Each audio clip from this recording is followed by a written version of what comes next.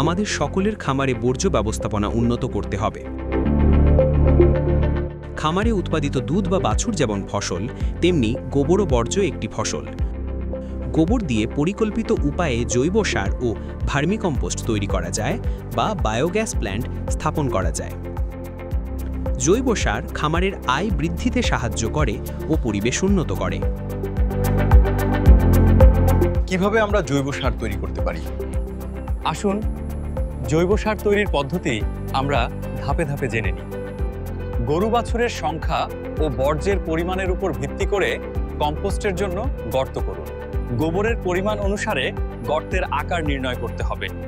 গর্তের গভীরতা 1 থেকে 1.5 মিটার হলে ভালো হয়।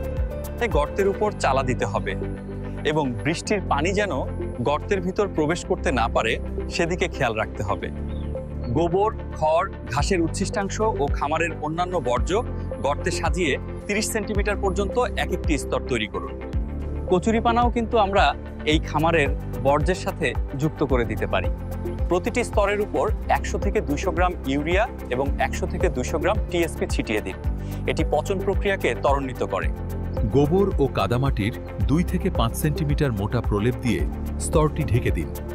বর্জ্যের স্তূপটি মাটি থেকে 45 সেন্টিমিটার উঁচু হওয়া পর্যন্ত প্রক্রিয়াটিকে পুনরাবৃত্তি করুন।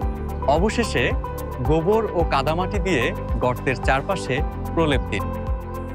3 মাসের মধ্যে এই গর্তে থাকা উপকরণগুলো সার হিসাবে ব্যবহার করার জন্য উপযুক্ত হবে। তৈরিকৃত কম্পোস্ট গাঢ়, ঝুরঝুরে ও মাটির মতো হবে।